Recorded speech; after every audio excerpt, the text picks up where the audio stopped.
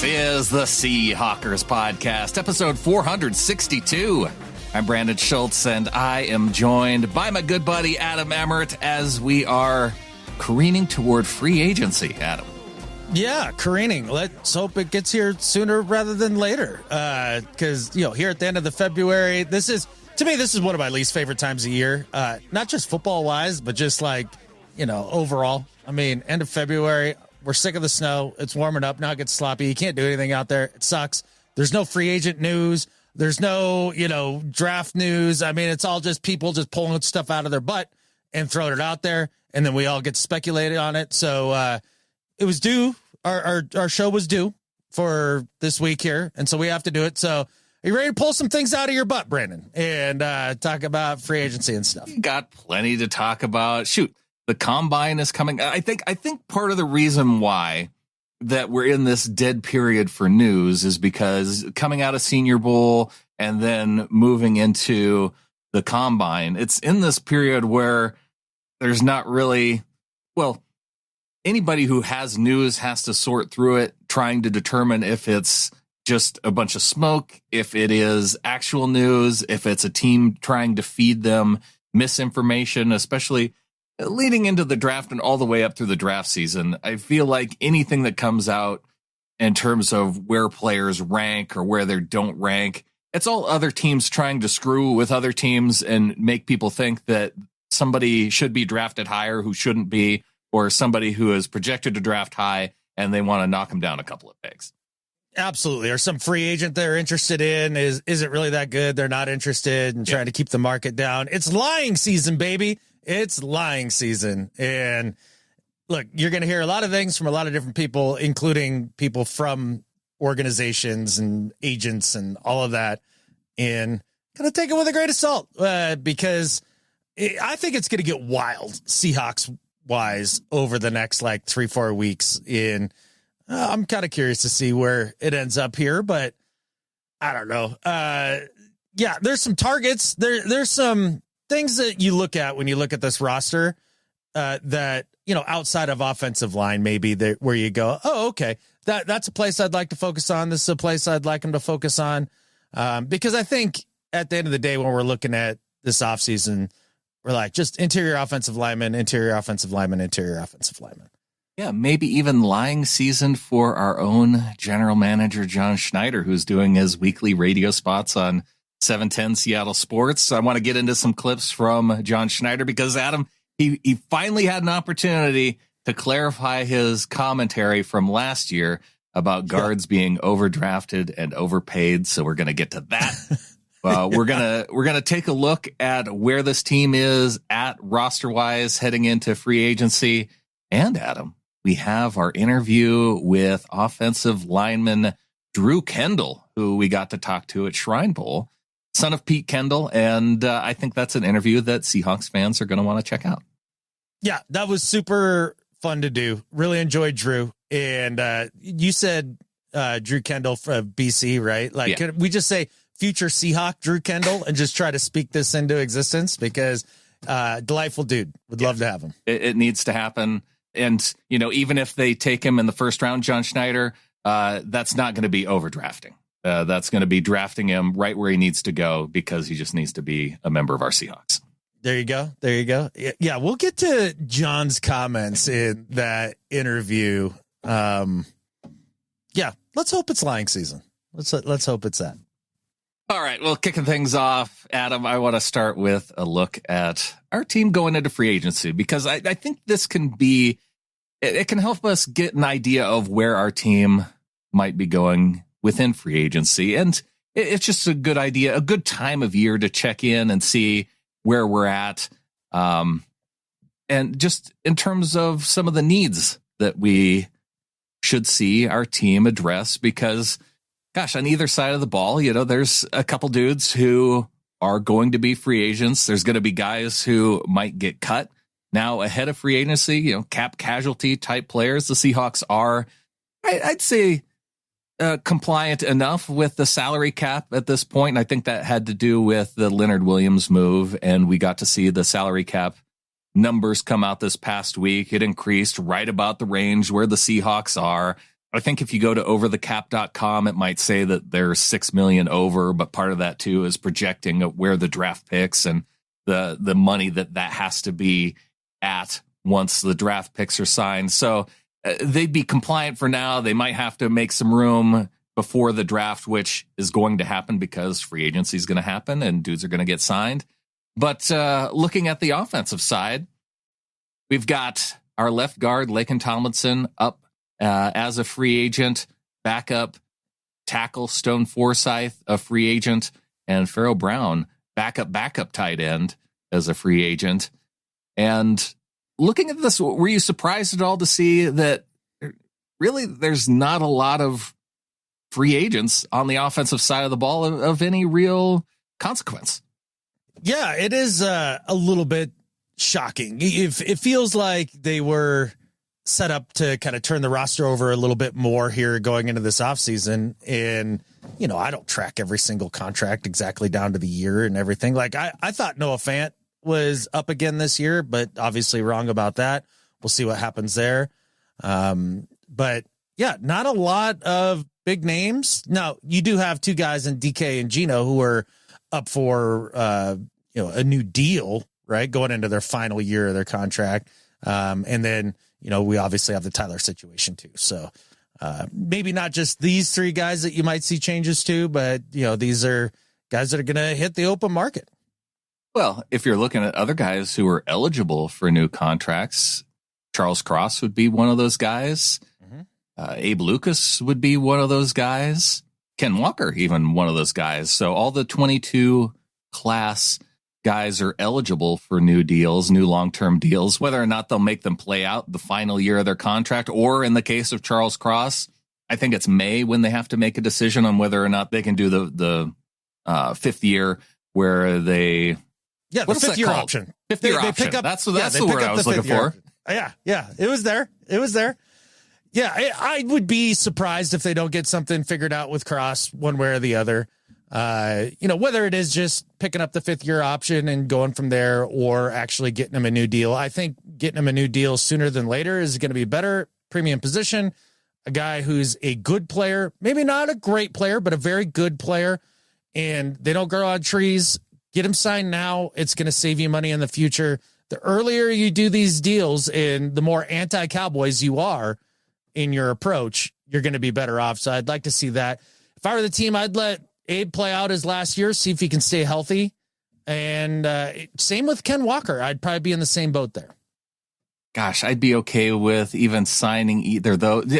A lot of that's going to come down to whatever information I think that they would have internally, because they're both talented enough to be worthy of another contract with either of those guys. It's just whether or not that they feel like the long-term health is there potentially. And I think with Lucas, I think that potential is there. And if you can get a little bit of a bargain on it, I think I'm okay with that, especially probably with right tackle, even more so than running back, just because tackle's another premium position. And if you think that potential is there, that everything's repairing in a way that you don't think it's going to be, there's always going to be a risk with injury for any of these guys, because you could have the Cam Chancellor type situation where you sign him and then freak injury happens to sideline him. And, but you do want to, and that's another reason why I'm so wary of other really good players and other teams moving on from guys who, you would think that they would want to hold on to, because they have that extra little bit of information that maybe other teams don't have. And you don't want to overpay for a dude who ends up being a health risk. Yeah, and it's always a crapshoot with that sort of thing. And some guys do tend to stay healthier than others, but again, it's just kind of a random deal to a degree. And I think usually when teams are moving on, it's not necessarily a health thing. It's usually more in terms of quality of play and how much money they have going against the cap. I look at the Bengals going into this offseason. They've got a ton of dudes to pay. So that would be a team that I would look at and go, there's a possibility for maybe a very good player to pop open that you wouldn't think so. Not because he's got injury risks or because his play has declined, but just because of the situation they're in. And that kind of goes all the way around the league. So the Chiefs are another team that I look at and would think is in that similar situation with, with Nick Bolton as their linebacker, with Trey Smith as the guard. They may have trouble just being in the salary cap situation that they are, trying to find a way to keep more than one of those guys. Yeah, I think that, it's kind of true for every team, right? Going into the offseason, especially for the Chiefs, who've been kind of kicking the can down the road a little bit and keeping a competitive roster together for a very long time. And by competitive, I mean winning a lot of Super Bowls. Not trying to take any shine off that rose for them. But at the end of the day, they're going to have to give up some players. And Trey Smith is an interesting one. But after watching the Super Bowl, I can't see them moving on from him. Like, if you have a quality offensive lineman, like, they need all of those that they can get. You saw that exposed in the Super Bowl. So we'll see where that goes. But offensively speaking, short of offensive line, Brandon, because we all know, like, we need to do something there. They need to. It stands out when you look at this, though, to address that, because you got Tomlinson at guard, who's a free agent, backed up by either Christian Haynes or Satao Lomea, depending on who you think is going to be the backup guard. Oluwatimi at center, who I still wouldn't mind an upgrade there. And you've got Bradford, who's listed as a starter potentially, or whoever you want to list at starter, whether it's Bradford, Haynes, or Laumea. They're all kind of in that area of, you got to upgrade those guys. So this entire middle, to me, it stands out as the biggest need. And I think that's what you're getting at, right? Is that it's almost not even worth talking about because we've talked about it so much. Yeah, a little bit. I mean, other than just on the Olu thing, like, I'm way higher on Olu than you are. I know he's not really your cup of tea. I think he played pretty darn well. Yeah, he's throughout fine. the year. I know, and he has nobody next to him. So, and then you expect him to be Creed Humphrey when he's got no help around him. Like, I like Olu. I wouldn't be in a rush to replace him, but Tomlinson and Bradford, whether that's Haynes taking a step up this next year and getting in the weight room, you're going to need to bring in one dude. And Clinton said this on our Kubiak show, just the last one that we put out, that they're likely going to have to bring in one through free agency and one through the draft. Unfortunately, it sounds like draft-wise, this draft is chock full of interior offensive linemen. So you should be able to pick up a couple. You could find some, whether or not they're going to be good enough to maybe outplay some of the other offensive linemen on the roster. But, plenty of competition. That'd be nice. When you look at the next biggest need outside of offensive line, where does your mind go? Tight end. Yeah. Quickly, it goes to tight end. And I like AJ Barner. I think he can be your second tight end. I wouldn't be sad if Noah Fant became a cap casualty. I don't know what his cap hit would be. I know this is the last year of his deal. Mm-hmm. So at least it wouldn't be something that, kicks down the road forever if you got rid of him. But with Kubiak and the way that he's talking about, by using either tight ends as fullbacks or just having two tight ends on the field, being in 12 personnel, I think you're going to need, because if you're going to let Tyler Lockett go, what's your third weapon going to be offensively in the passing game? And I think tight end would be where it's at. And so I wouldn't be sad if they even drafted tight end real early in this draft too. There's a couple keepers. A lot of talented tight ends coming out in this year's draft. Noah Fant, to answer your question, he would, if they were to cut him and be a salary cap casualty, they would take on a $4.5 million dead cap. And then they would save $9 million. So that's the question. Whenever you're looking at the cap casualty guys, could you find a replacement and use that $9 million in a better way? And with Noah Fant, I think there's an argument there. I do too. I like Noah Fant. He's a quality human. I love listening to him when he does interviews and all that. Seems like a really cool dude. But for $9 million, like, we don't get the type of production, and that may not even be his fault. That might be more a function of just the offensive coordinators that he's been under the last couple of years while he's been here in Seattle too. So, but it's been, what is he on now? Like year 5, year 6, and everybody like waiting for him to break out. Mm-hmm. And it just hasn't happened. When you say $9 million in savings, is that $9 million minus the $4 million dead cap, or so a total of $5 million, or is it $9 million total? It would. So you would be paying him $4.5 million this year, essentially, to not play on the team because that's the prorated signing bonus. Right. And so the $9 million would be the cap savings. So that would be the amount that you have then available extra to spend. And the 4.5 that you're paying him isn't. That's dead money. That. So it's just it's part of the cap, and it's money that he already got. But I see. Registers under the cap for this year. Okay. But it would be a full $9 million. Yeah, man, with some talent in the draft. And then also, too, if you're drafting tight end early, that is, de facto an offensive line choice as well as a threat down the field choice. So that would be pretty cool. I'm not blown away by the tight end class in terms of free agents either. So I would lean more draft on that area, I think. Yeah, top 4 free agents at tight end. If you go by PFF rankings, Juwan Johnson, New Orleans Saints. So that could be somebody who ends up getting targeted coming out of the Kubiak offense. Mike Gesicki out of Cincinnati. Tyler Conklin. Block. No, thank you. Yeah, I'd be okay with. Well, and if it came down to Gesicki or Fant, I would take Fant at $9 million versus even if you got Gesicki cheaper. He's the same type of dude. He blocks less than Noah Fant does.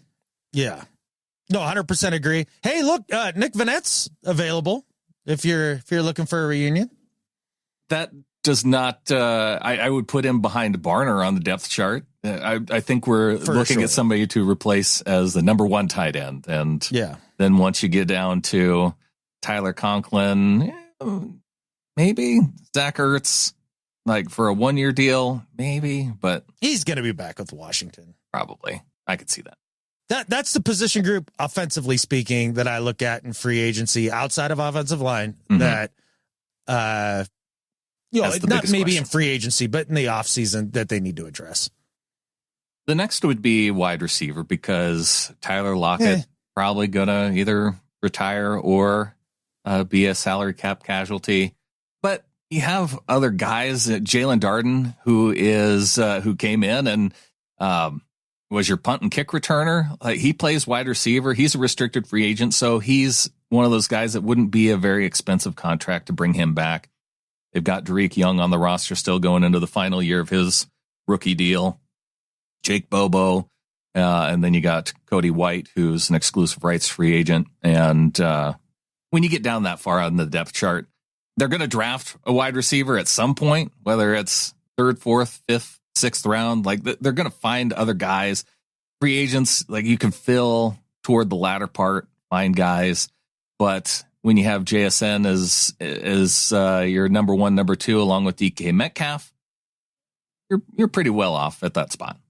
You are. JSN, DK, that's a great 1-2 punch. I would imagine that they move off of Tyler unless he signs for something stupid cheap, which I'd be excited about because, look, it's either Tyler at a cheap number or one of the rando free agents. I just don't think wide receiver 3 is going to be all that freaking important in the Kubiak system. And you need a little depth there, but Bobo's a depth piece. Dariq Young's a depth piece. I'm fine with them as depth pieces. So if you had to go out and free agency and, spend mid to low tier money on DeMarcus Robinson from the Rams or, who are some of the other ones that are out here? You don't want to go out and get T. Higgins and have a 3-headed monster at wide receiver? Why would I overspend on somebody who's a clear number 2? Like, I don't to be our number 3. That doesn't make sense to you. That doesn't make sense to me. No, I'm might be the lowest person in the world on T. Higgins. Like, I don't get it. I just don't get it. Of all the guys, I'd be looking at a lot lower than the top 100 free agents. And when you're looking at those guys, I mean, it's for wide receiver. You're looking at Mike Williams, Deontay Johnson, Keenan Allen, Darius Slayton, Hollywood Brown, D-Hop, Stephon Diggs. Yeah, once you get up, there's all of those guys. You probably Well, they're in their Tyler stage of their career right now, right? Like they're all good to great players in their own right. But at this point, like not worth big money. And I think you can get a dude of this ilk for a relatively cheap contract. Don't waste a draft pick. Freaking receivers are everywhere. We got two good ones. We don't need to go and break the bank at receiver. That would be one of the things that would frustrate me more than anything.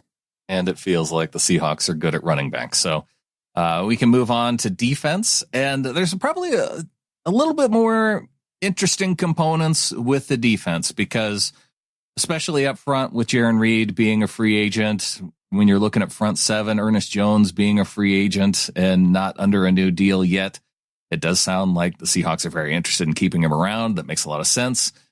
But then you even start looking at the depth pieces on the defensive line, and you've got Jonathan Hankins, who's a free agent. Mm-hmm.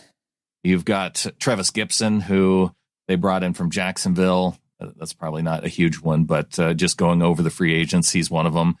Roy Robertson Harris, who would be a salary cap casualty potential with having $6+ million and zero dead cap money, so you can cut him really without consequence. You know, it is paying $6 million for a depth piece for Harris.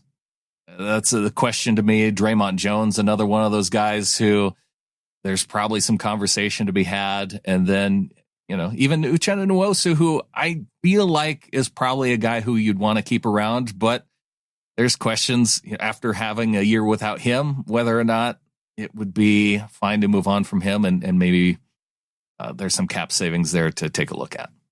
Yeah. So when it comes to the defensive side of the ball, you obviously have to bring back Ernest Jones. And it does look like, you know, the Hawks are excited about trying to do that.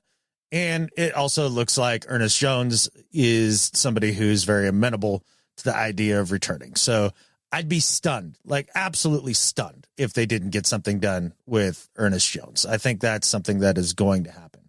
I think with Tyrese Knight having the ascension that he did last year, I feel pretty good at linebacker. If you want to draft one late in the draft as another depth piece and special teamer, fine. I wouldn't be out there looking for, you know, the next Zach Bond, like, because as much as, you know, Howie Roseman and the Eagles have taken in a victory lap about that one, I don't even think they expected him to play like he did. And to be fair, I think the Seahawks did find a Zach Bond out there this year in bringing in Ernest Jones. I think, you know, he's that level of player or can be. So I'm not worried about linebacker. Safety, you could talk to me about safety a little bit. You could always use another corner. But to me, man, at the end of the day, I'd love to see them go make a splash at edge. I think that would be the thing. You pair up Ernest Jones and Leonard Williams and Boye Mafe and Derek Hall and Byron Murphy with a really good edge player. And all of a sudden, this defense goes from really good to nobody wants to see you week in, week out. And would you do that, look at that early on in the draft, or are you thinking that you have to go out in free agency and find a guy like, I don't know, bring in a guy like Josh Sweat? I don't know if Hassan Reddick would be a guy that I'd be as interested in. No, thank you. Malcolm Kuntz of the Raiders. I like Baron Browning a little bit. A little bit, yeah. That might be a decent 1 year type but option. That's not what I'm talking about. No. When you're talking about splash, you're talking about you're talking about trading for Myles Garrett.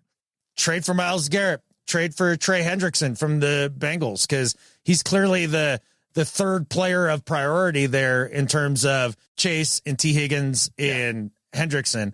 Like, go out and see if you can get that dude. You know, there's Micah Parsons rumors about him possibly being available or wanting to be available. Go do something big. I think of, you know, the potential free agents. I watched a good amount of Khalil Mack the last few games with the Chargers.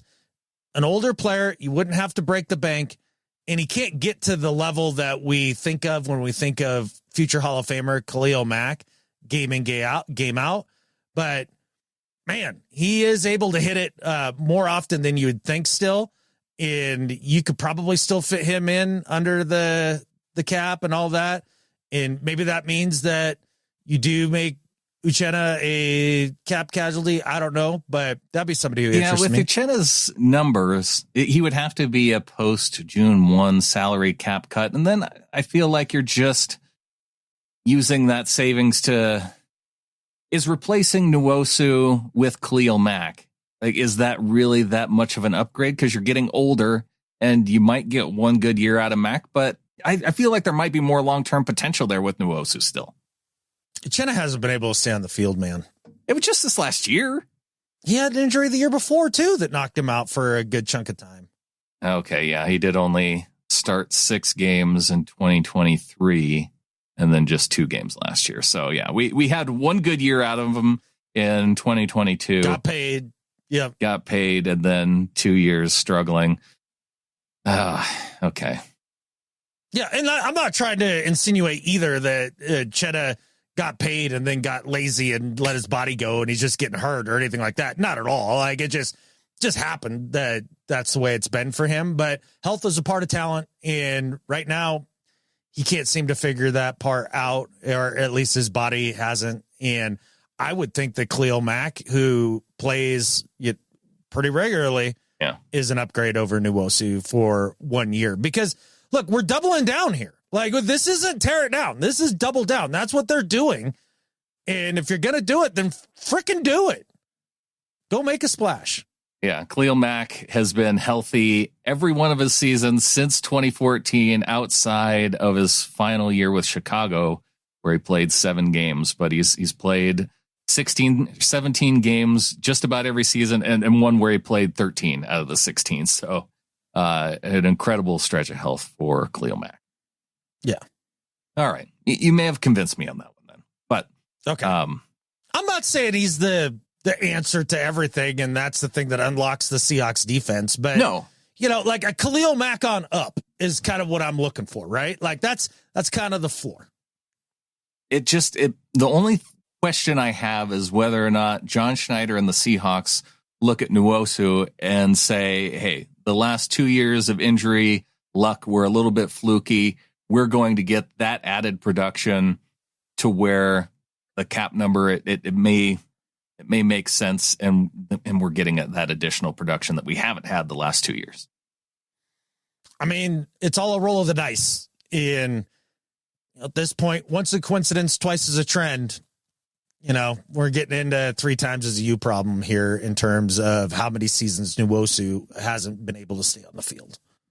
I understand guys get hurt and all that. Like, if you end up missing a game or 3, like throughout the year, totally understand.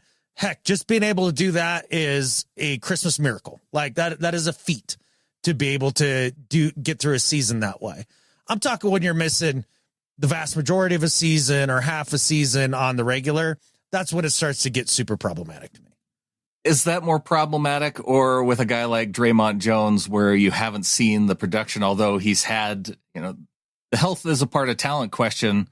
He's been on the field, but you haven't had that level of, like, we haven't seen that level of production out of Draymond Jones that we even got with the 1 year that we had of healthy Nwosu.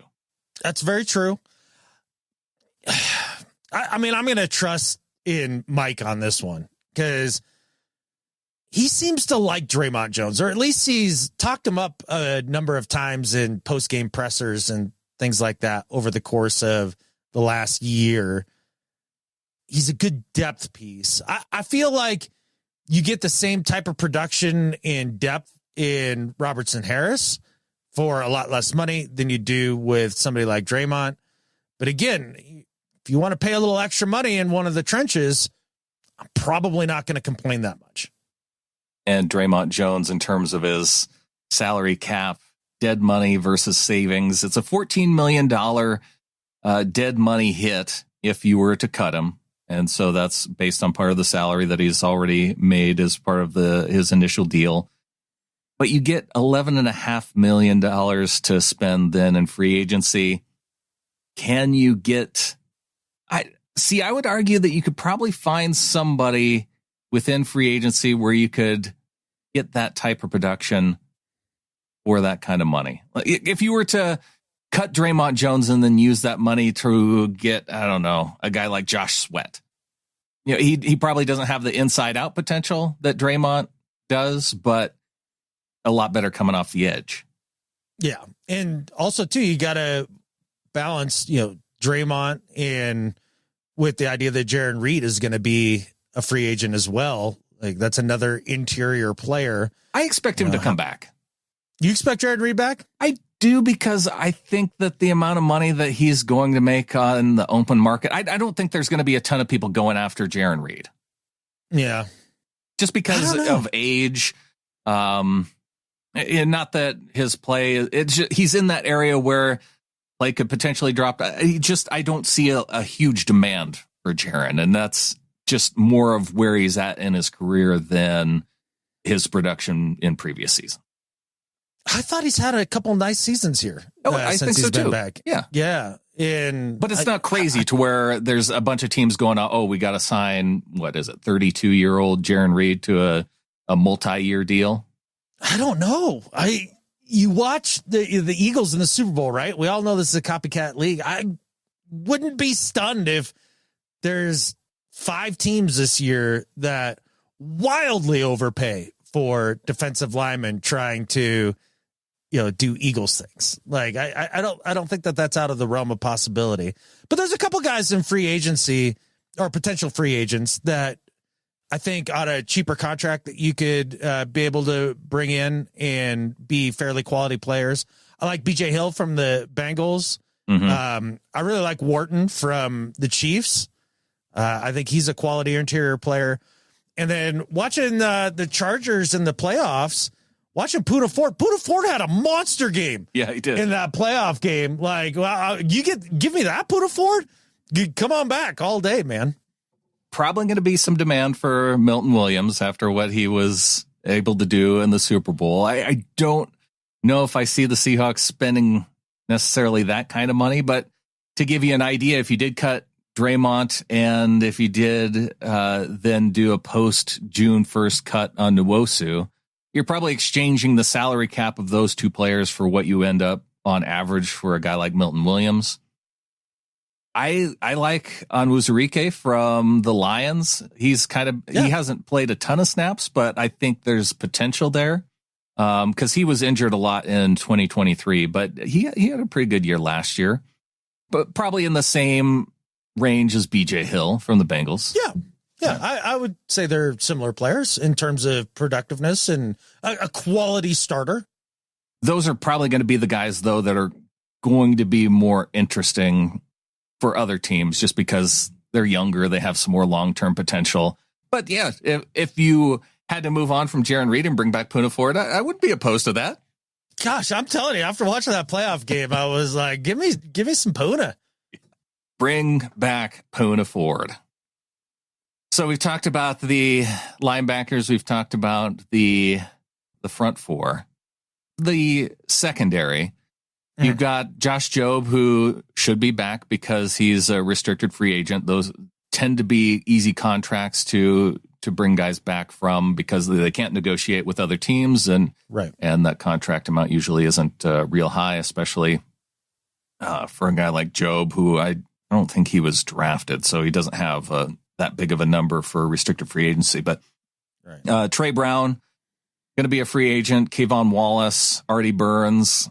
I think Artie Burns is someone who could be brought back for relatively cheap. Trey Brown, if you decided to bring him back, it probably wouldn't be super expensive. And Kayvon Wallace, I don't know if we saw enough out of him to bring him back necessarily at the number that they paid him previously. But we're talking about depth pieces here behind guys like Julian Love, Kobe Bryant, Reek Woolen, Devin Witherspoon. So it does seem like they have another need at corner, especially when you're talking about depth and the potential of Trey Brown going, Artie Burns going, Nehemiah Pritchett as your one backup corner. I'm getting a little nervous at that point. Getting a little nervous. Again, he's a late round pick and was a rookie last year and did a couple nice things, did a couple boneheaded things, like, young player. I don't know how Coach Mike feels about him and his potential for development, but when you're talking about your top three corners being Spoon and why am I blanking here on Enrique? Spoon, yeah. Good long. I could not pull Reek Woolen's name for the life of me. My Lord. That's because you've already traded him in your mind. I have. I've traded him like 10 times, but a little bit up and down again with Reek, but some good things, some bad things. Reek, Spoon, and Josh Jobe is your top three. I don't hate that. I think they are one corner away. I'm good letting Trey Brown go. I've had enough of the Trey Brown experience. Maybe Artie Burns, but again, another guy who can't seem to stay healthy, but when he has been out there, hasn't been bad. So we'll see which way they go. I don't know if I would necessarily go free agency wise and filling in at cornerback because, gosh, free agent corners are they tend to be on the expensive side. Although DJ Reed being a free agent is intriguing. It's just that, at 28, corners can tend to fall off right around that 29, 30-year-old mark. And DJ Reed, Charvarius Ward, Rasul Douglas, your top three guys, all in that age range. DJ Reed is interesting because he has played well since he's been with the Jets and, did some nice things when he was here with the Seahawks. Few things that I've read, they talk about linking him back to the Winers. So we'll see. For that reason, I think I'd be on board signing DJ Reed just so he doesn't have to go back to San Fran. Just to help him out? Help him out. Save him. Well, very good. Well, that kind of gets into, just some of the positions to look at in free agency, what the markets kind of look like and all of that. And, we did get to hear John Schneider go on with Bob and Wyman and talk a little bit about this offseason. And as you said, got to address the overdrafted and overpaid thing. And how far did he backpedal on that, Brandon? Would you say it was a tenth of a millimeter?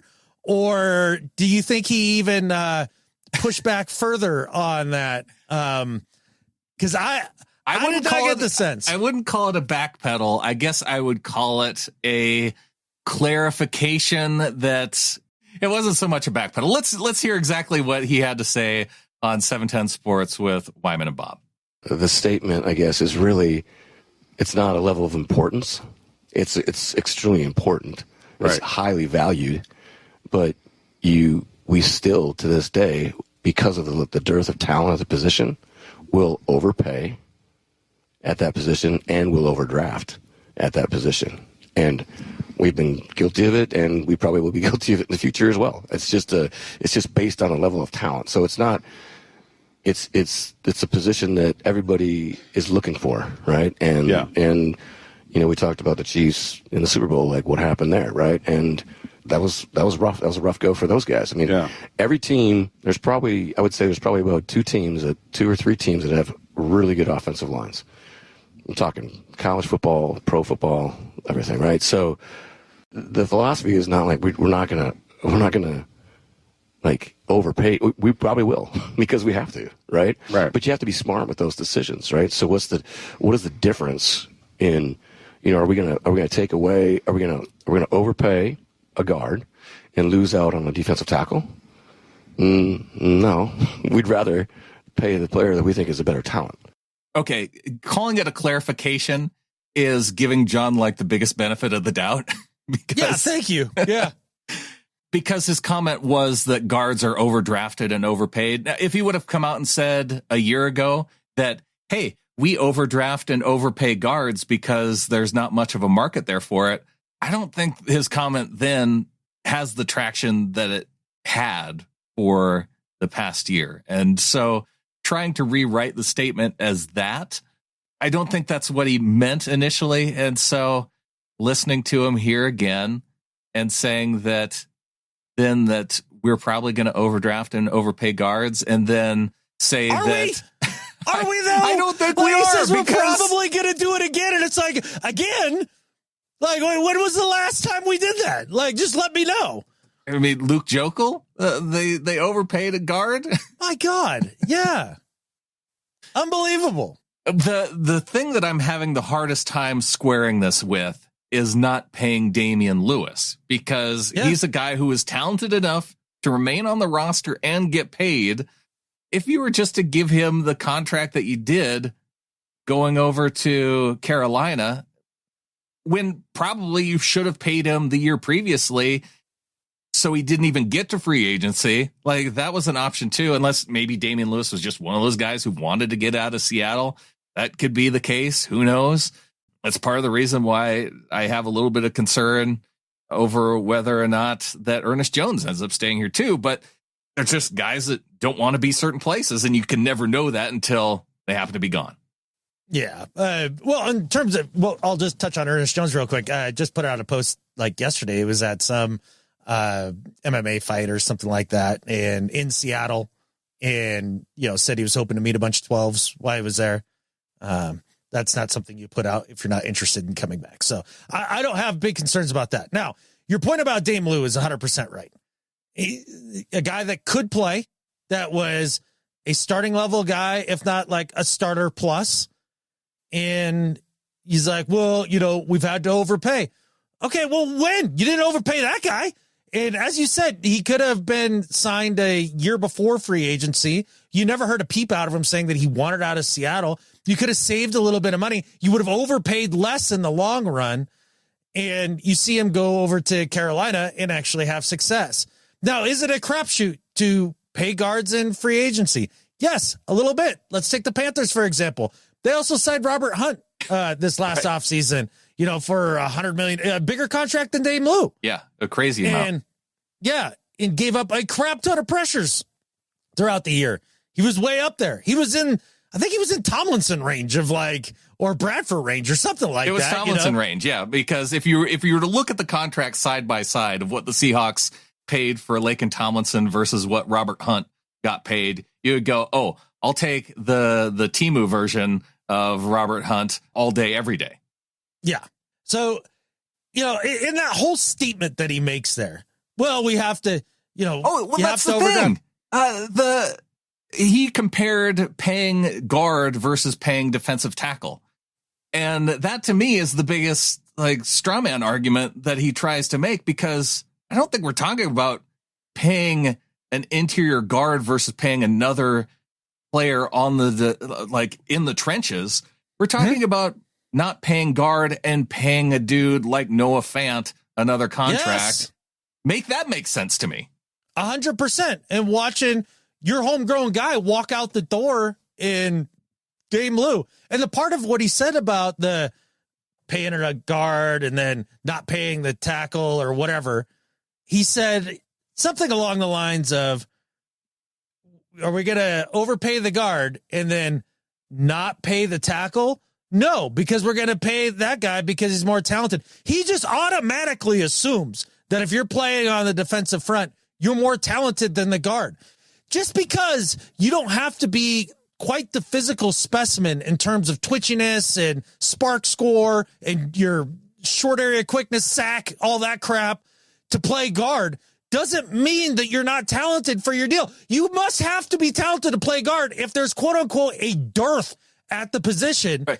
And I don't hear any GMs lamenting having to overpay and overdraft quarterbacks because there's a dearth at the position.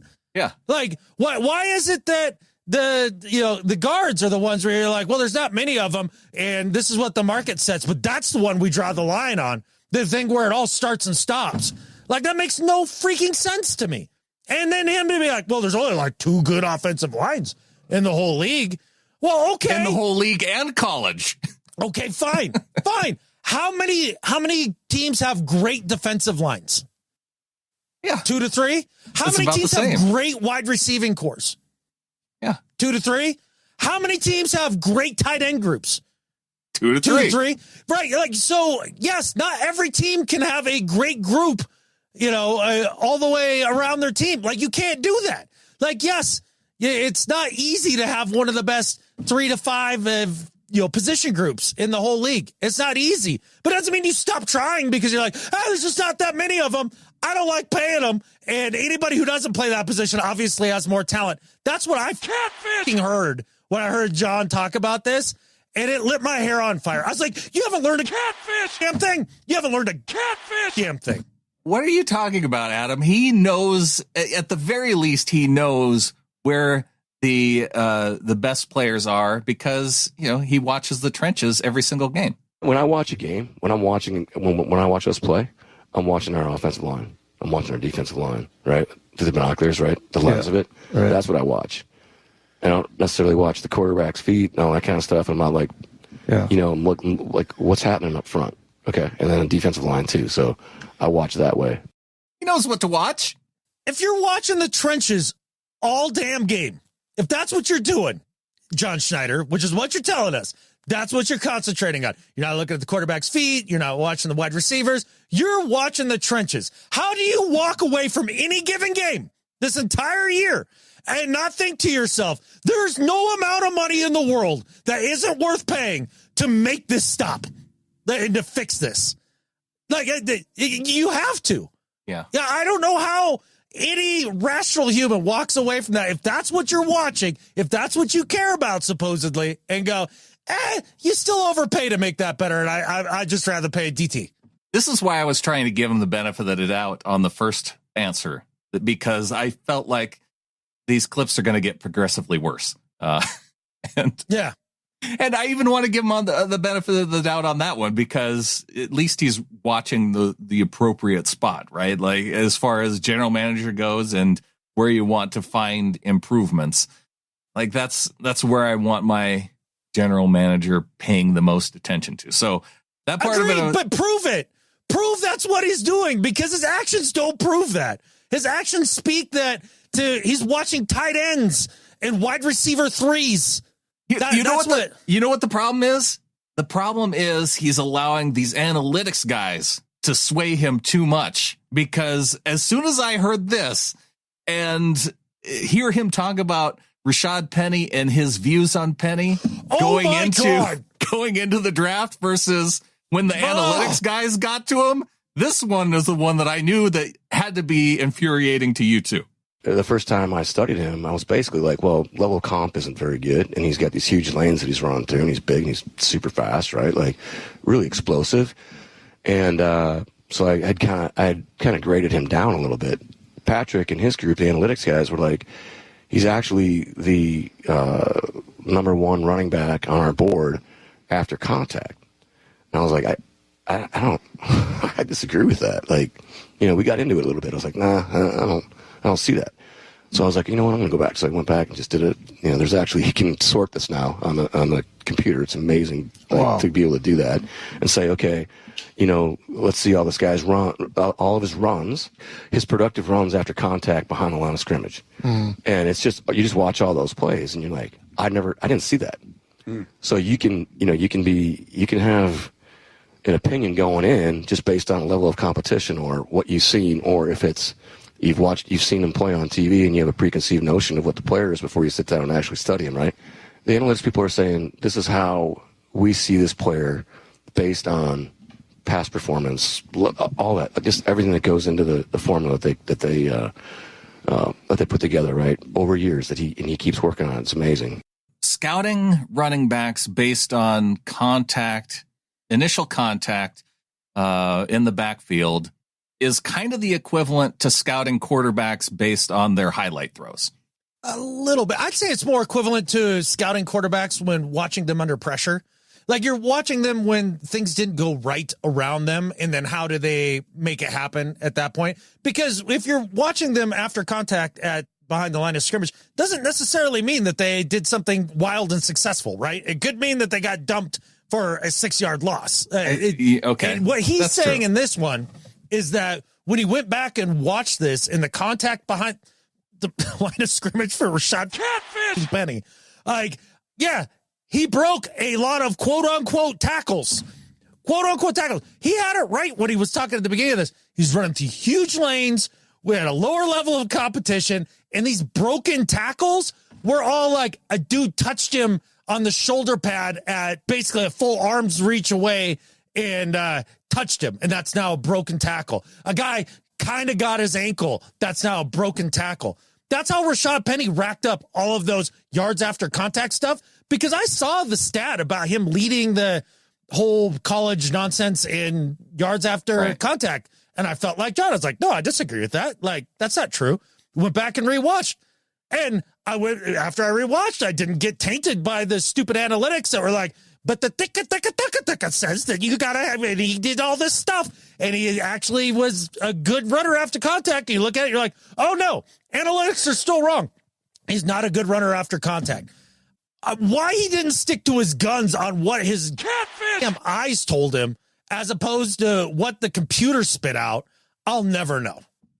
When he talks about things that they wish they had learned or in previous years, that seemed like more of a learning moment than to talk about, because it felt like in the course of the interview that was more praise on how great the analytics guys were, and that one not necessarily one I would look back on and think, oh, well, that's one the analytics guys got right. No. Yeah. That's success for them. They talked us into drafting Rashad Penny really early when we needed, was it offensive line that we needed then? And defensive line? Was it trenches? The position that he's watching week in, week out, but doesn't seem to give two catfish about. This interview made me insane. Like when I listened to it. That part was incredibly frustrating. Yeah, you go back to that 2018 draft and pick number 27 overall. Did they initially pick at 27 or they moved back to that spot? I don't recall. But that was actually the Lamar Jackson year draft. That was the Nick Chubb draft. If you're looking at the running backs that you should have drafted that year, Nick Chubb would have been one of the go-to ones, although he was coming off of a knee injury out of college. So there was that. Was it Jonathan Stewart in that draft too? No, I think Jay Stu was a year or two before. Yeah. Or no, who's the dude for the Colts? Yeah, that wasn't that year either. Because the Colts drafted Naheem Hines in the 4th that year.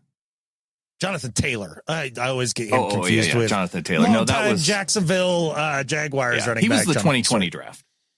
Okay. But I mean, what? Braden Smith, he's still playing. He was a guard that came not too long after Rashad Penny. Yeah, he's still rolling with the Colts at guard. I don't know, man. I love John Schneider. He's done amazing things with this team. Obviously, he's general manager. The one time we've won a Super Bowl, went to back-to-back, all that stuff. Yeah. I can't understand where his head's at with some of this stuff. And maybe it is just lying season. Maybe he is just putting it out there like, nope, haven't learned any of my lessons. Not going to do anything. I'm not going to change my approach all that much when it comes to this position group. And then he'll turn around and zag. Let's hope he does that. We can hope. And yes, as far as that 2018 draft, the Seahawks were set to pick at number 18 overall. They traded with the Green Bay Packers, who got Jair Alexander. And 2 picks later, the Detroit Lions drafted center Frank Ragnow. Yeah, turns out he's pretty good. He's pretty good. Overdrafted. He may have been overdrafted, but he is a Pro Bowl center. He's a Pro Bowl center. No, he wasn't overdrafted. Yeah, exactly. That's what I'm saying. Like, John looks at that guy and he's like, oh, look at that. Ragnow, he went in the first, overdrafted. He's a center. Should have drafted a bad DT. And this goes back to the comment that I was trying to make in the previous episode, and that you could have drafted Ragnow in that draft. You could have got anybody other than Penny. Well, Penny ended up not starting a whole lot of games anyway. You draft Frank Ragnow in 2018. You have him for 4 years, and you could probably find a guy who went in the 2022 draft that is a first or second round talent. That's probably let's see, 2022. Was that the Creed Humphrey year, or is it 21? I want to say it was 21. Yeah, it was the 21 year. But Linderbaum went to the Ravens in 2022, Pro Bowl center. So yeah. A guy that you probably, was in that range. Overdrafted too. Tyler Linderbaum, overdrafted. Cam Jurgens. Well, you could have taken him in the 2nd round. Overdrafted. Yeah. A little frustrating. Okay, we got our frustrations out with the offensive line, Adam. Going back to the previous week, John Schneider. This is one of the ones when we talk about free agency early on. I just want to throw this out there because this was something that he says that they have learned. And so I just want to keep this in mind going into free agency, that I think this is actually a healthy comment and approach to have. You can't just throw money at something to fix it, or to fix a perceived need. That's we've made mistakes there in the past, and we're not going to repeat. We're going to try not to repeat the mistakes we've made. If we're focusing especially on the offensive line, you could say it on the defensive line too with Draymond Jones, where they may have not have gotten the guy that they really wanted on the interior of the defensive line. They went out and paid the next highest guy and probably didn't get the type of similar production. But like the Luke Jokel thing, paying him at guard, like throwing money at a perceived need generally is a bad approach. And it's an approach that teams end up trying to make in free agency because they do have such strong needs that they want to beat out all the other guys competing for it. And what ends up being mediocre or even subpar talent.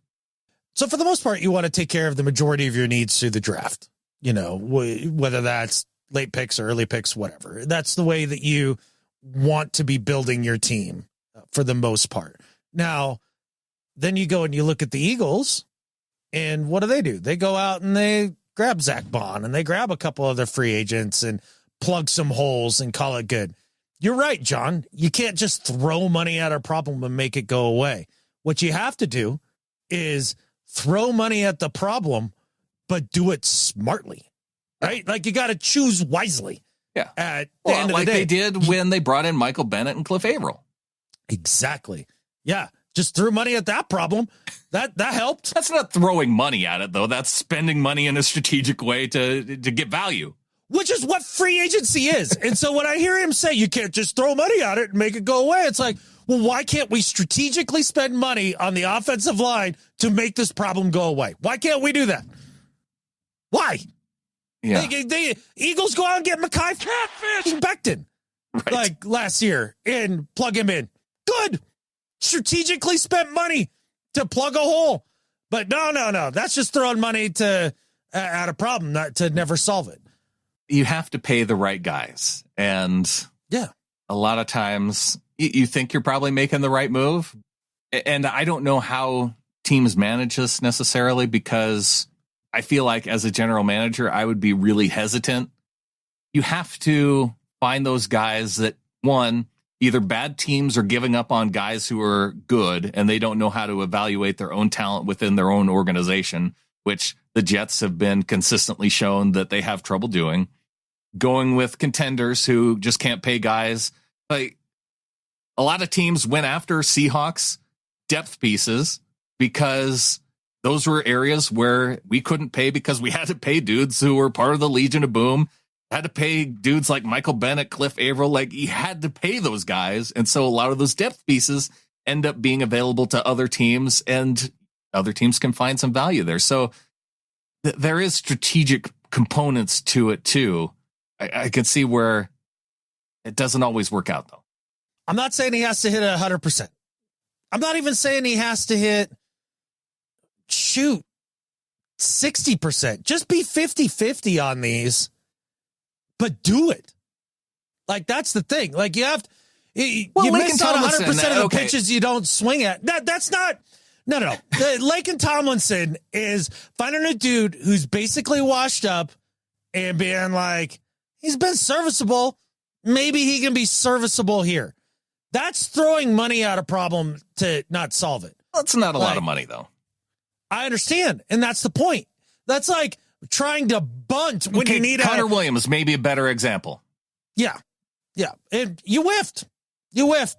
But you tried. And clearly, the Dolphins' offensive line was made to look better because of McDaniel's system of getting the ball out of the quarterback's hands quickly and inflated some of those guys' numbers. So that's the other part about it is you got to go and you got to look at these free agents and say, does this guy fit our system? Does this guy fit a Ryan Grubb offense that's going to drop back and gun 90% of the times, and these guys have to hold up for 3 seconds? Like, and then you go get Connor Williams, who that's not the offense that he played in and not the offense that he succeeded in. So, yeah, It's up and down. But it's all been down for John. That's the thing. It's like, can you just hit? I don't need you to be 100%. Just hit on half of them. Especially, when it comes to the interior of the offensive line. Because you have to give him credit for Charles Cross. Give him credit for Abe Lucas, right? Yeah. Maybe even a little credit for Oluwatimi being a late round dude who has now started games at center. Yeah, and done a good job. And look, the guard spot, he just hasn't given a crap about for his entire it's not tenure. that he hasn't given a crap about it. Like we drafted in the 3rd round at guard last year. A quarter of a crap. And Damian Lewis, drafted the dude, just didn't keep him around. So. Yeah, and then didn't pay a successful freaking pick.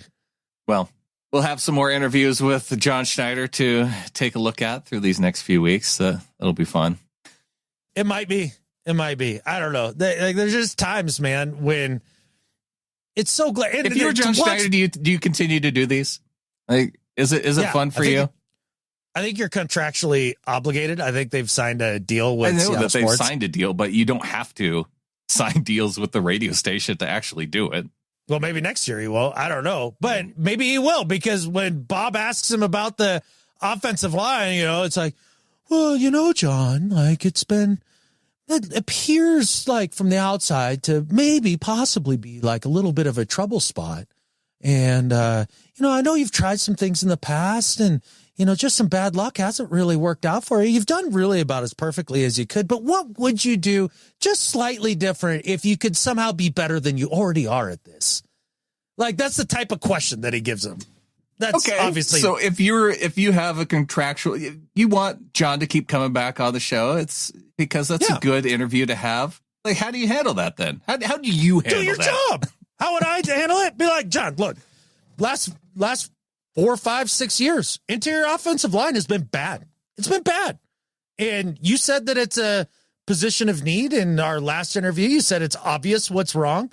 And look, you talked about this overdrafting and overpaying guys. Have you really changed your mind about that at all? Because clearly what has happened to this point hasn't been working. What have you learned? Yeah.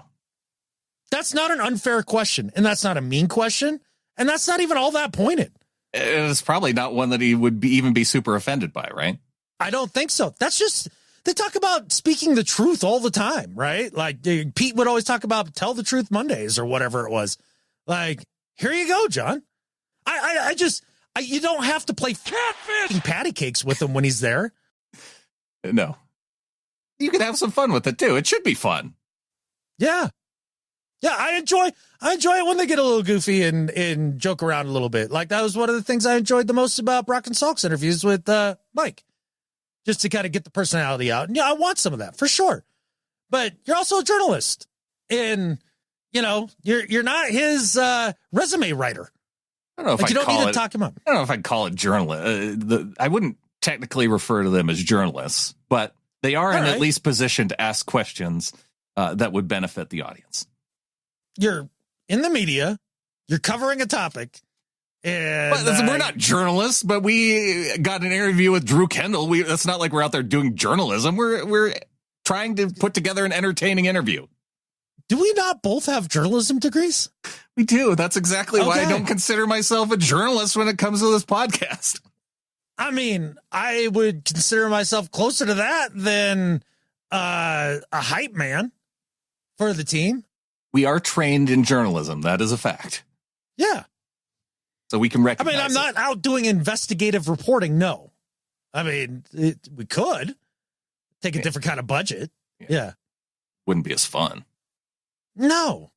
Why didn't we get degrees in like a field of entertainment? Who knows? I don't know. Hard telling out don't. I tried to minor in media arts, but there was some class that didn't line up. I don't know. Doesn't matter. Anyway.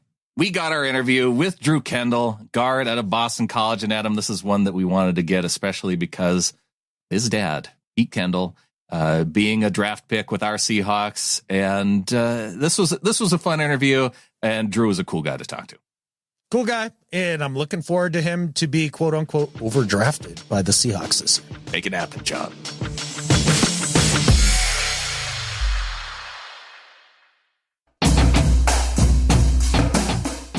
We are at Shrine Bowl 2025, and we're joined by Boston College interior offensive lineman Drew Kendall. Of course, Drew is the son of Seahawks lineman Pete Kendall.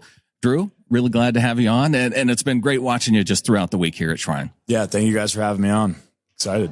So what's this been like for you? What's this experience been like after coming to Boston College, now in position to make that leap to the NFL, and you're around just a bunch of all-star type players here in college? What's the experience been like for you here so far? It's been awesome. Like you said, I wouldn't be here without the people that have been around me. For my dad, my teammates at BC, learning from guys like Alec Lindstrom, Zion Johnson, just to name a couple. There's more, but it's been a fun ride. I loved my time at BC. Got to learn from a lot of great people, a lot of great coaches. Have you found that that has been an advantage for you? I mean, obviously, being the son of an offensive lineman, you have an idea of what has to go into it. Like, how much of that have you drawn from your dad's experience to get to where you are? Yeah, I'd say it helps. He's coached me since I was in the 4th grade when I first put on shoulder pads. So it was important to him that I wouldn't start playing football until he could start coaching me to play football. So I didn't start until the 4th grade, and he coached me all the way up until my time ended in high school. So what position did he start you at? Guard. That guy. Yeah. So I played guard, a little bit of tackle growing up, all that through high school, defensive end as well. But just started playing center when I got to BC. Did a little bit of snapping with my dad, in the backyard and stuff like that, but never in a game in high school. So what's that been like then? Because one of the things that we've watched throughout the week, they move guys around all throughout the interior. Is that something that you really worked on, knowing that before you got here, or has that kind of been a process and just something that was new to you throughout this week? It's a little bit of both. I tried to work on as much as I could before I got here playing guard, but I'd sprained my ankle in our bowl game about 3-4 weeks ago. So I didn't get the preparation like I would have liked coming into this, but I trained myself as a center and guard, like interior offensive lineman throughout each offseason, everything like that. So, I would have liked to get a little more, but, it's great. You never know in a game. You might have to get thrown in wherever the coaches tell you. So just being able to be flexible and go out there and do your best. One of the things with the Seahawks this year is we had an offensive coordinator that just refused to run the football. It was a lot of fun. With that said, we had this theory kind of throughout the year, and the things that we hear from other offensive linemen in the media and things like that, that if your team is committed to running the football, that actually ends up helping your offensive lineman in the pass game. Yes. Is that really a truism as a fan looking from the outside? Is that, how much does that help you? 100%. We went through a similar thing at Boston College in 2022. We just couldn't get the run game going. We had a inexperienced offensive line, went through a lot of injuries, a lot of different offensive line combinations. And, it was really hard to get the run game going, which it kind of made us a one-dimensional team. We were only trying to throw the ball, and then that basically puts you in drop back protection. And here it comes, the defense can bring whatever they want, and it makes it a little more challenging for the guys up front. It takes a lot of communication between the quarterback, center, O-line, and running back. And it just presents a lot of challenges. You run the ball, hopefully it lightens up the secondary a little bit, and it creates a little more spaces in the passing game. So tell me a little bit about the difference between pass protection when the team you're on is running play action and when you're just in straight drop back. Is there a big difference there, or is it maybe less than we think? Yeah, no, I mean, first and second down play action's great for offensive linemen. You can really sell the run, and it's great when the defense doesn't think they can't get like a pass blitz down. So if they're in their base run defense, it's easy. You got to really set those double teams, try and get those linebackers to kind of sell the run, make them think run, and then it really opens up lanes behind the linebackers. Hopefully it creates those levels in the defense. What are some of the things that you can do as an offensive lineman to kind of set up whoever you're going up against on the defensive line? Are there moments where that, like, oh, I've got this guy, like I am going to dominate him for the rest of the game because I have him so off balance? Yeah, definitely. I mean, you got to throw different things at him, show him different things, threaten his gap in the run game, make him really fight for his gap, even if it's an inside zone play. It kind of just throws them off, kind of gets them off their game. Same thing in the passing game, jump sets, getting on them quick, flashing a hand, whatever it is, just to kind of throw them off and make them think. The more they're thinking, the better you kind of are in the offensive line world. So that's kind of how I like to approach the game. Just try and make them never know what you're doing. And if you're doing the same thing every time, it usually ends up pretty bad. Flashing a hand. I don't think that that's a term that a lot of just novice football watchers are familiar with. Can you explain that to someone who, when you say flash a hand, what does that mean? Yeah, you kind of show them something. So, like, if they have a pass rush plan in their head, because you always have to have a plan when you're going through on defense each play, you show them something, it might throw them off. They're not expecting it. They weren't ready for it. So it makes them react and kind of show their hand early. And then from there, you can properly react from their move. You see it a lot with the tackle position. It's a little harder interior. There's not as much space. But you see it more from tackles, but you can still works inside. So like if there's a guy who might be expecting an inside rush, would just the flash in the hand, is that going to maybe help redirect him? Is that kind of part of the goal? It can. I mean, that's kind of the goal. Yeah. Like you said, that's the hope that, you can make him show his card earlier than he normally would if you were to just set like a regular set. But yeah, that's the goal. You kind of try and make him show his hand before he has to. It gets a little bit harder when he can kind of live in his own world. He's being free and, he really times it up well. If you kind of throw him off his game and he mistimes it, it makes it a little bit easier. So offensive linemen, obviously you guys don't get a lot of shine. It's hard for a lot of fans to like focus on your position group on, during the live game. What would be the one thing that you wish fans understood about playing offensive line that maybe they have no idea? That's a great question. Offensive line, it's a different world than the receivers. Like you said, there's not as much glory. You can see clearly when a receiver makes a great catch down the field and it's a big play, but you don't necessarily see when the guard kicks out the end when the end was supposed to spill and then there's a huge lane up the middle. It's those little things like that where you really take pride in it as an offensive line. You don't want the glory. I mean, if you're playing offensive line and you're trying to get glory, you're not doing it for the right reasons. Yeah. You know what I mean? It's kind of a selfless position. And you're just doing it for the betterment of the team. And so just really taking pride in the details and how you approach your work every day. And when you do those things on the field, you kind of take that internal glory. I think part of it too is just every other position has stats, right? And really the only stats for offensive linemen are generally negative stats. Like what pressures have you given up? How many sacks have you given up? Yeah, we're on a mission to make pancakes a stat. I was going to say, if there was a stat, which one should we start with? Would it be pancakes? I think pancakes is a great stat. Yeah, I mean, that or maybe just like, I don't know how this would be a stat, but just stopping guys on the line of scrimmage and passing game, that really firms up the pocket. And I think that's really special too. Well, and gosh, one of the things that I feel like it has to be kind of one of the tough transitions of coming to a game like the Shrine Bowl is that you face like a lot of tough competition. And so even like, watching some of the 1v1 drills between the guards and the interior defensive line guys, like holding up, like just standing guys straight up, like off the line. Do you notice any difference in what the competition that you normally play against versus coming here and like, oh my gosh, these guys are just different? Yeah, I mean, definitely there's great players here. I played against a couple of them throughout the season. But I really think there's great players everywhere. There's great players at BC that I go against, like a guy like Cam Horsley, who's in the game at a defensive line. Great player. I go against him every day in practice at BC. So just going against guys like him really gets you ready for these opportunities. And so I think, there's great players everywhere, like I said. Who are some of the guys this week that have really impressed you that you've been going up against, like in those 1v1s? I think Cam Horsley's doing a great job. Like I said, we've had a lot of battles in our days, the 4 years at BC. So I'm really happy to see how well he's doing. I think Indiana D lineman, I believe his name's CJ, is doing a really good job as well. West, yep. And Maryland interior defensive lineman Jordan is doing really well too. So there's a lot of other guys I didn't name too, but those are kind of the ones that I can think of. Yeah, a couple off the top of your head, for sure, for sure. No disrespect to anyone that Drew didn't mention. Great players, exactly. So we hear a lot about hand placement for offensive linemen, and again, for fans, it's hard for us to kind of key in on that. Yeah. When you're firing off the ball, do you generally like to try to get your hands on the defensive player first, or do you want them to kind of fire their hands, be able to knock them down and kind of react? Wait, what's no. Okay. Yeah. See, we're learning. Everyone's got a different approach. I would prefer to get my hands on them right away because you can bring the fight to them and you can kind of dictate the rep. And that's something that you got to keep building over time. And because it's kind of a confidence thing.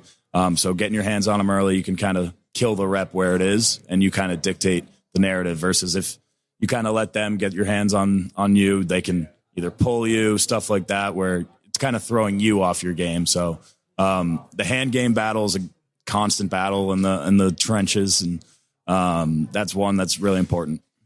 How have the interviews gone for you this week? Do you end up meeting with almost all the teams, or do you get specifically requested? I want to know if you're going to end up on the Seahawks. Yeah, I don't know. Yes, please. Yeah, I'd love that. But no, I think you meet with most teams. I don't know how it works. I believe they request you. Yeah. I know that there's a couple teams, 2 or 3 that I did not meet with this week. But I believe it's requested, but a lot of some of them are general. Some of them are a little more detailed and with more people. So yeah. Any moments from this week that really stood out for you? I think just the entire week's been great. There's a lot of great talent. I keep harping on that. I believe that there's a lot of really good players on our team that we've gone against. I'm sure there's a lot of great players on the East team. So I think Eric Alco and his staff did a really good job of attracting a lot of good players. One of the things that we've been asking each and every one of you that's come by, you have any football pet peeves? Is there anything that just gets under your skin? It can even be a little thing like, the quarterback takes too long to call the play or whatever it is, like defensive linemen who don't shower. I don't know. Like, I mean, that's one. Yeah. Pet peeves, I would say I don't play with any gloves on. So like my fingers get pretty beat up even from just 1 week. So I would say just, especially like the trainers, making sure everyone's being safe and healthy. And the second I tape my fingers are bleeding. Before I even go out on the field. So I would just say all the cuts and different bruises and stuff you get through playing football can be a little frustrating. Yeah. So the one we heard from quarterback Cam is that from North Dakota, he doesn't like getting stepped on. So I'm just passing that along. Me too. I mean, especially last year, even this year, but last year I played next to guys that were like Christian Mahogany, 330 pounds. It's a lot of force coming down on the feet. Big boy. Especially on the interior offensive lineman, there's not a lot of space. So there's sometimes a lot of foot traffic and it can hurt. It can hurt. He's Drew Kendall, offensive lineman from Boston College. Drew, a big thanks to you for coming on, spending some time with us, and good luck at the game on Thursday. Of course. Thank you guys so much. I appreciate it. There it is, our interview with future Seahawks guard Drew Kendall, guard out of Boston College. The best thing, Adam, about that interview was finding out that Pete raised his son right, because Drew made it known that he's a Seahawks fan, dropping a Go Hawks on us after we wrapped up the interview. Yep, for sure. And just to hear his thought process about what running the ball does for offensive linemen and all of that, I enjoyed that because it seemed like it was important that a team does that. And I'm happy to hear from a guy who actually plays the position that it's important and it's something that this new offensive coordinator looks to do. One other thing that I looked at, Drew is going to be at the NFL Combine this week. So it's going to be fun to see how he's able to perform, see if he gets any hype coming out of the Combine. Hopefully he gets zero hype, and then we can draft him appropriately and not overdraft him. Well, I mean, if he gets drafted, it's an overdraft, right? That's what I've been told. All guards are overdrafted no matter what? Well, I mean, it's either that or not get the defensive tackle, so. All right. Looking around the NFC West, Adam, the LA Rams granting Matt Stafford permission to talk to other teams. What's going on? Yeah. This was going to be my better life. Oh, okay. Yeah. But here, look, I think they're at a point to where Matt Stafford is looking what he makes in comparison to the rest of the quarterbacks and saying like, look, I'm at this point in my career, while I may be old, I've stuck it out the last couple of seasons and been relatively healthy, and my production's been high, and I want one more payday. Yeah. And I think the Rams are looking at it going, okay, we got a young core on defense. We have Puka. We're getting rid of Cooper Kupp.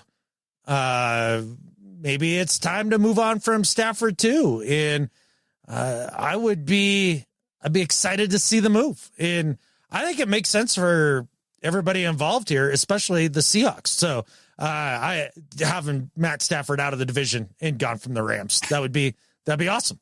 So okay. Yeah. Well, you say it's part of your better at life. I think we actually have quite a bit of NFC West talk within the Do Better and Better at Life segment. So maybe we hold some of our NFC West discussion that would normally happen here for later in the show. What do you say we thank our executive producers, DCH, Ryan Peterson, our live YouTube executive producer.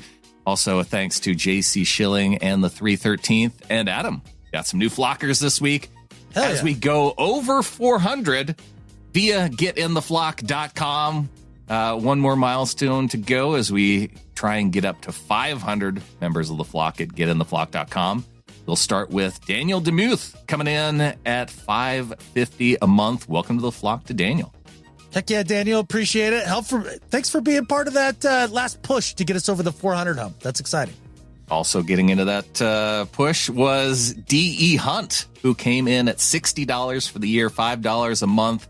I like the annual, the folks that come in annually. That's a big help to us. And DE coming in and helping to support us for the whole year. So big thanks to you. Yeah, huge thanks. And the annual thing is nice, right? Like, just you don't have to worry about it coming out of your account every month. Just boom, one time, away you go. One time, and like at the $5 level, that seems like, okay, I can do this for 1 month. I don't have to do it for the whole year. $60 for the year supporting us, and you get, how many episodes do we put out throughout the year? You think $60, that's got to be, like 50 cents a show. If that's where you value us, that's cool, and it's at that level that you could pull it off in one drop for the whole year, and it probably doesn't hurt too much. Doesn't hurt too much. It makes all the world a difference to us, man. So a big thanks, and wanted to thank our executive producers, wanted to thank our new producers, and a big thanks to everybody who just continues to support the show via getintheflock.com. It's been a fun time, especially as news comes out. Gosh, we were in the Discord this past week talking about the Ernest Jones tweets and him saying that he was tired of, how did he put it? He just tired of people considering him a locker room cancer because he had to come out and say something and that he wasn't. And Tyler Lockett was out there on social media standing up for him too. I'm guessing, Adam, that anybody calling him a locker room cancer, one, probably wasn't in the locker room with him, and it's like Titans fans or Rams fans speculating on it, and most likely Rams fans who just hate their team, all two of them, and because they choose not to pay a linebacker. I remember when Bobby Wagner did something down in L.A., but when he left L.A. and came back to Seattle, one of the things that he said when he was supposedly there, I'm still not convinced that he played a season there, but he supposedly told Ernest Jones, like, this is your team now, you're taking over, this is your deal. Is Bobby Wagner a good or a bad judge of character? I would consider him a good judge of character, but the dude has played on 3 teams in the last 3 years. Uh-huh. He may just be a locker room cancer. I also heard a GM do an interview on the radio today that we talked about today that lays out some thought processes about players and team building that make me want to scream. I'm not entirely sure all the GMs are always the brightest and best of the entire world. And I'm going to trust Bobby Wagner on his assessment on whether or not Ernest Jones is a leader or the now fired. No, it would be the current GM of the Tennessee Titans, right? Yeah. I think Les Snead and the Rams just looked at it and they said, we just don't want to pay linebackers. That's what I think happened there. I think so, too. I think that's a strategy of the Rams and how they build their team. And it's a strategy it's hard not to disagree with, especially on defenses where you see them operate successfully. But when you see just how much it changes with the Mike McDonald Ravens defense and when they brought in a linebacker and how that totally changed the defense there in Baltimore, and then seeing how much it changed in Seattle, I feel like Mike McDonald places a value on linebackers that seems pretty important to how they run the defense. And so if that's what it comes down to, and that's what you need to make your defense work, then I support it. Let's give our brilliant defensive-minded head coach a premium player at a position that he thinks is a premium for his defense. How about let's do that? Yeah. Let's do that with Ernest Jones. And, I mean, you wouldn't trade for him when they did if you didn't have full intentions of bringing Ernest Jones back. Yeah. The little bit of concern is hearing John Schneider talk about how Ernest wanted to take a break from their negotiations and explore free agency, because I would have liked that deal just to get done. But I suppose it kind of makes sense from like a player and an agent perspective to go out there and get an idea to make sure you know your market, especially when there's no hurry. Like, I don't think that he's going to miss out on anything by taking a look and exploring, and maybe, just maybe, he gets a little bit more than he would have had he signed a deal in December. But it does give the Seahawks an opportunity to maybe look at some of the other free agent linebackers out there and say, well, could we get one of these other guys for a similar amount of money? Is a guy like Zach Bond, who is coming off an all-pro season, would we get an upgrade for a similar amount of money? Or a guy like Nick Bolton, who was also in the Super Bowl, would it be a similar amount of money? Could we make that swing? That's part of the risk, I think, for Jones, too. Yeah, and I think it's already kind of written that Ernest Jones would get a decent-sized contract out on the market, right? Like, he's going to be, if not the best, one of the better interior linebackers in free agency. So if you go out and you test your market, yeah, it might go up a little bit, the number, but I don't think at that position there's many teams that are breaking the bank for that. So I don't see that as being a huge risk to the Seahawks in terms of what Ernest is going to find out there. And that's just doing his due diligence. That's what it's business. That's what you do. Mm-hmm. But I think he wants to be here. I think he enjoyed the success. I think he can feel the culture here and what it could mean to plant his roots and really establish his football legacy with a coach that gets the best and most out of him. I think you can do that. The idea of like going out and finding another Zach Bond for dirt cheap that played a different position on another team and plug him in. No, I'm not talking about doing that. I was just talking about going and getting the actual Zach Bond. Yeah. No, I'm not going to pay a guy like that at the peak of his value. That seems like a crazy thing to do, especially when he played behind a great defensive line that helps out a linebacker quite a bit. When I'm looking at some of the projected contracts for those three, and that's why I specifically named these three players, is because they're all generally in the same value of contract. Yep. Nick Bolton probably number one, Zach Bond probably number two, and then Ernest Jones. If we see, I think that's how they're ultimately going to slot out in terms of what they make. But do you get any kind of upgrade with Nick Bolton? I feel like they're all three relatively similar. The only question I have with Bond, like, you've had one all-pro season, it would make me a little bit nervous to take him out of that Eagles defense, put him in the Seahawks defense, and expect him to continue to be all-pro. Like, that part makes me a little bit nervous. And at least with Jones, like, we know what we're getting because we've seen it through half a season. Yeah, I'd be more willing to overpay for that than to take a giant risk on somebody like Bond. You're paying his, tippy-tip peak value coming off of this season for one great year. And, I mean, I'm not trying to take it away from him. He's a Super Bowl champion, great year, all that. But how he played didn't feel fluky either necessarily, but he did. He did get it playing around a lot of talent.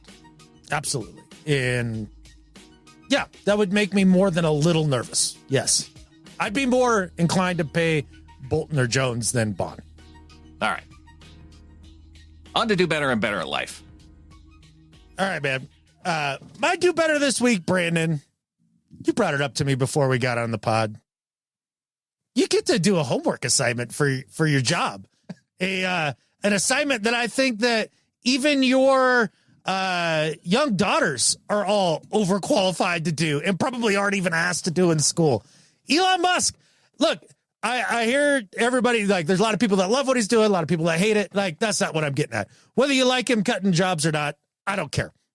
That's not what I'm getting at all.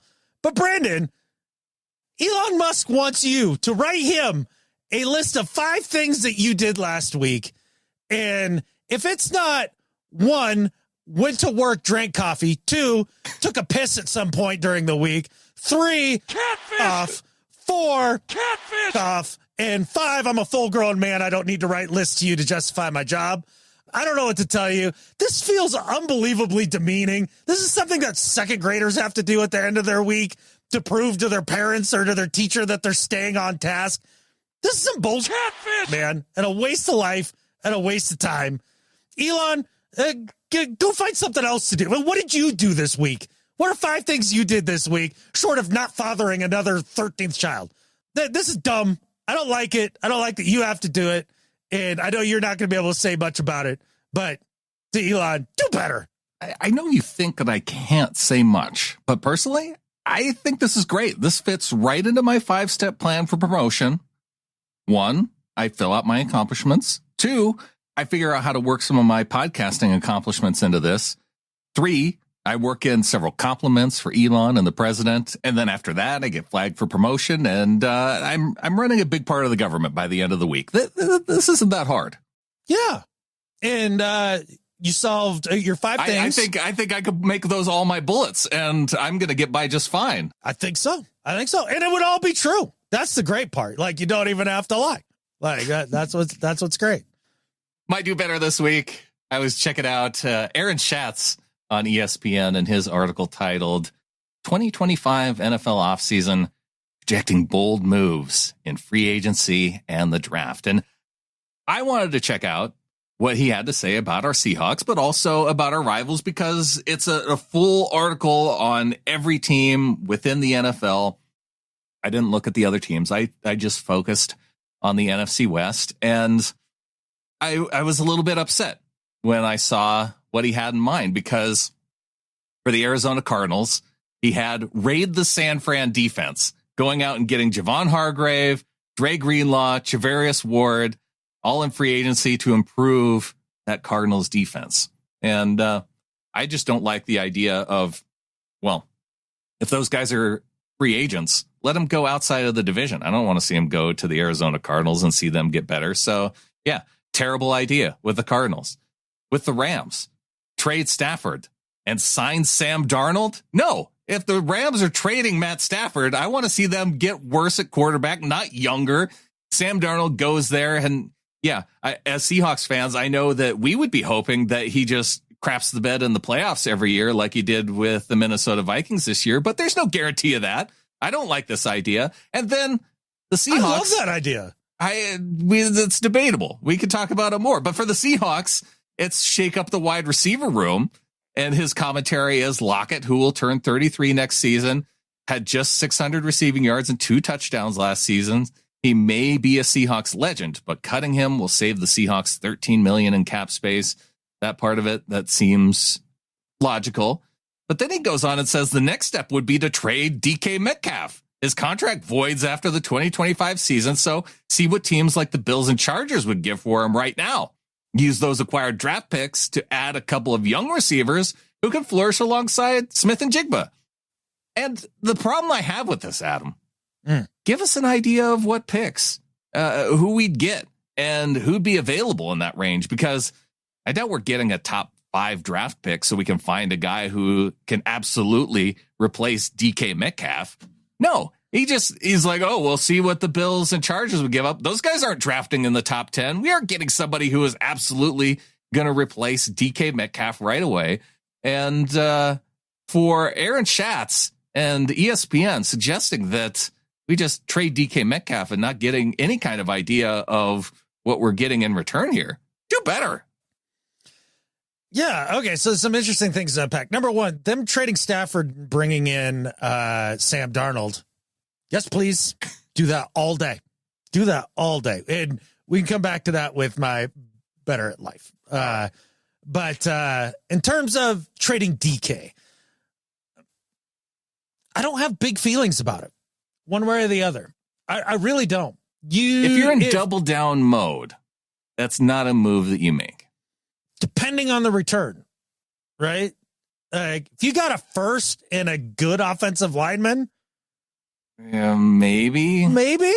Yeah, like you could talk me into it. Based on what John Schneider said, it's that GMs aren't trading offensive linemen. No, I don't think they are. So I'm not saying that you run out and try to trade DK right now for basically whatever you can get. I mean, if you don't get a deal that blows you away, then you keep DK Metcalf. He's a great player, and he's somebody that you want on your football team. If you get an offer that you can't refuse, then fine. Like, do that. But again, a perimeter player. Like, I can't get too up and down about what they do on the outside when it doesn't freaking matter when you're so porous up front. So if you want to trade DK, I guess okay. He's a good player. I'm not necessarily excited to see him go. If you want to keep him, okay, fine. But as long as that doesn't come at the cost of, this would be the one where I'd look at John and be like, do not pay the receiver over the guard and think that, you'd be overpaying the guard to keep him instead of, paying the receiver. Like he made the example of DT. If it comes down to whether or not you can pay DK, Charles Cross, and Abe Lucas, all three of those guys, then yeah, I think that you would want to pay your tackles more long-term than paying a receiver, especially. I wouldn't pay DK probably more than beyond this next contract, just because then he's going to start to get to that area, especially where his speed's probably going to diminish. And then that's going to, it's not going to make him as effective as a big part of how he's so effective is because of his speed. So that part of it, I would have a question on. So I think I think they can do it. Yeah. I think you're going to see DK Metcalf on the team. I think it's more unlikely than not that he's traded. But a lot of this too, the thing is that we're trading DK Metcalf and then, use those draft picks to then get receivers. And that, to me, you're taking a chance on somebody being good and drafting early when I'd like to see us drafting on the interior. Yeah, if you got a first for DK, you don't spend that on a receiver. Never, ever. Should you do that? Wide receivers are the new running backs. I'm telling you, man. Like if John wants to talk about overpaying and overdrafting, wide receiver to me is position number one in the entire league. There's plenty of guys that we're finding in the third and fourth round who are ultimately being successful, because especially if they have a quarterback who can sit behind an offensive line and find guys who just get open. That's exactly right. I'm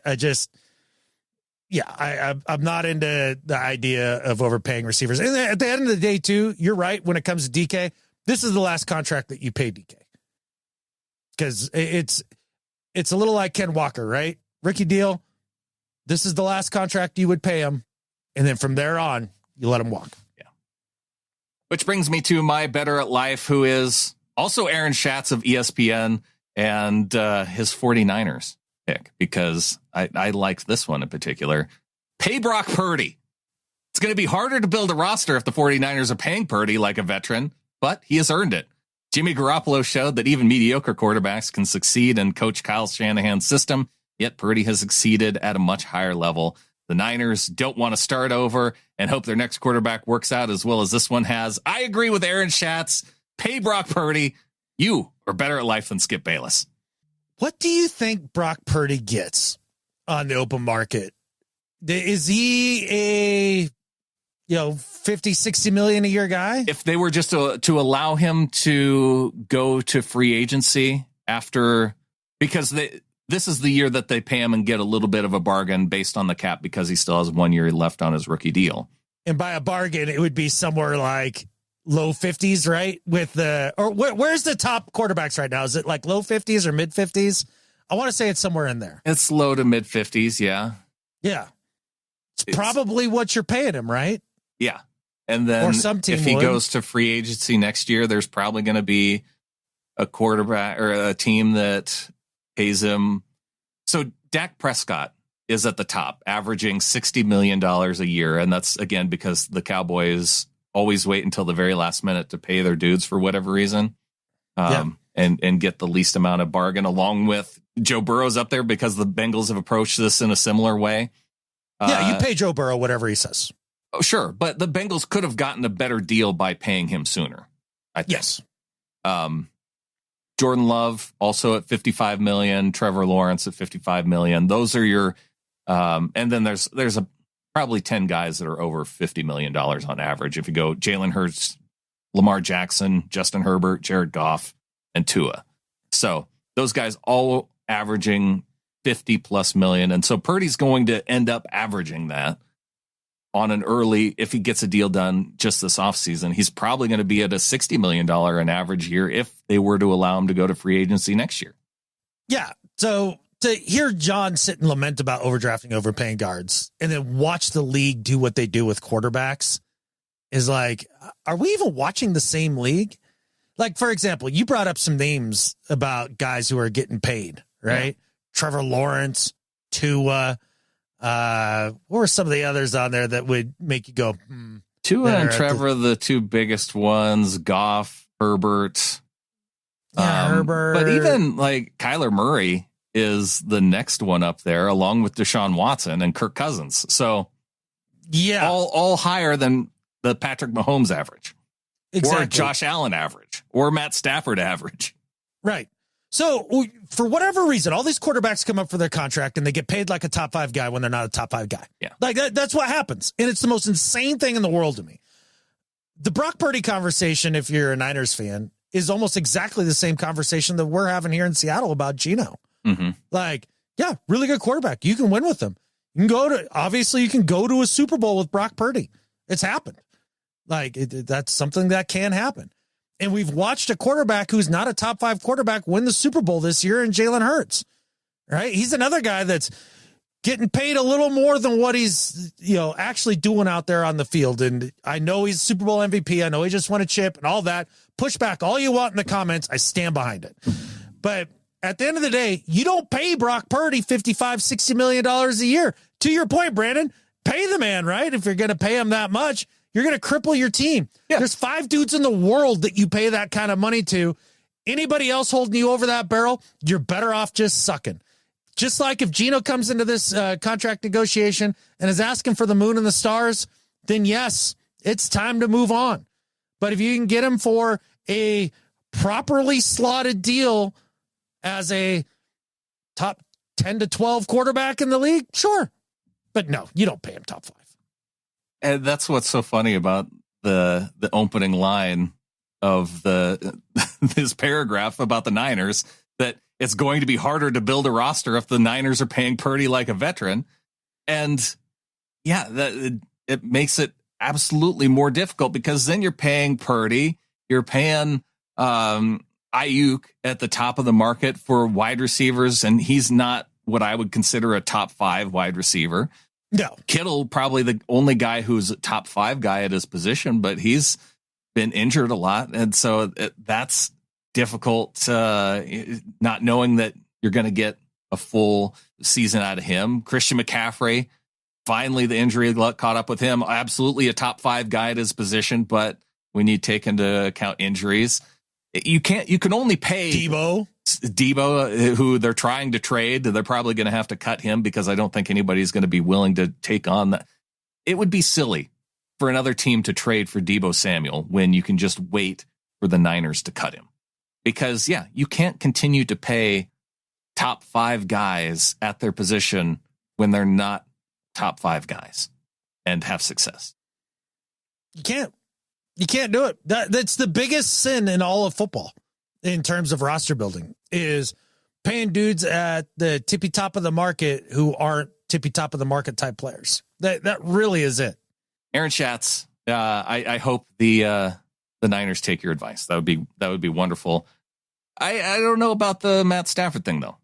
I don't know why you don't want Matt Stafford gone from the Rams immediately, because this is my better life than Skip Bayless is for Matthew freaking Stafford, because he's taking Aaron Schatz's advice here and trying to get himself out of LA. And I love it, because when they traded for Matt Stafford, lots of people were poo-pooing it. Matt Stafford's not that great, blah, blah, blah. And I was like, this is scary. I hate this. Matt Stafford's way better than you think. Like, he can take him to a Super Bowl, and he did. They won one. It's gross. I don't want to talk about it anymore. And he's now finally looking at the Rams and stopped doing them all the favors that he did over the years with his cap number and the voodoo magic that Snead has been working with that and wanting to get paid appropriately. He's getting himself out of LA, which I really do think is going to be finally the thing that brings this team back down to earth where they belong with the amount of roster churn that they've had since that Super Bowl. And they're not going to get a guy in this draft or in this free agency period that can come in and do Matt Stafford things, even at this age. Yeah. He doesn't exist. That quarterback doesn't exist. It's going to make the Rams worse, which makes me happy, and that makes Matt Stafford better at life than Skip Bayless. All right. I hope that ends up being the case. My biggest concern out of all this is that, because it just feels like the thing that's going to happen, is that the Rams, they trade Stafford, they get some extra picks that they probably use on the offensive line or defensive line to improve that area. They go out and Sam Darnold, it makes a ton of sense for him to go to the Rams. And then all of a sudden now he's got a coach that makes him look real good, and the Rams continue to be good. That's my concern. If they want to be regular season good, I guess that's what you would do. But you're not going to be playoff good with Sam Darnold. You're not going to be playoff good with Sam Darnold. We watched his ceiling this last year. We watched it in real time. Yeah. And watch it unfold. The guy is who he is. Like, I'm glad he had a wonderful run last year, but it all came crashing down at the end in the type of fashion that we were all like, this has to happen at some point. Mm-hmm. And I know even at some point last season, I was like, all right, I guess I'm wrong. Sam Darnold's good. But look, it finally all came full circle. And if he wants to go to LA and maybe be really successful week 1 through 11 and then suck balls after that each and every year, Godspeed. They'd probably get the similar level out of Kirk Cousins, I suppose, bringing him in for a year. Or Jimmy G. Yes. Yeah. I know. I suppose. Well, Matt Stafford leaving the Rams makes them undeniably worse. Good. I'm all for the Rams being worse. Make the Rams worse. I want to see it. I'm ready to see it. Down with the stupid LA Rams. Catfish! Them. Catfish! The Niners. Catfish! The Cards. Catfish! The whole Farrakha, man. And I think with that, there's only one thing left to say. Go Hawks. Go Hawks.